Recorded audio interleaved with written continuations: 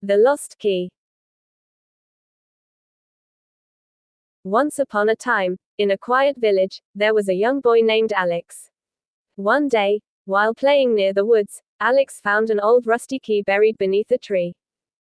Curious, he picked it up and wondered what it could unlock. That night, he dreamed of a mysterious door hidden deep in the forest. The next morning, Alex decided to find it. With the key in his pocket, he ventured into the woods. Hours passed, and just when he was about to give up, he saw the door. It was ancient and covered in vines, almost invisible against the trees. With trembling hands, Alex inserted the key into the lock.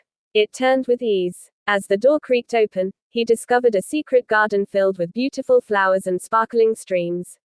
In the center stood a tree with golden fruit. Alex realized the key had unlocked not just a door, but a new world, one full of adventure and wonder.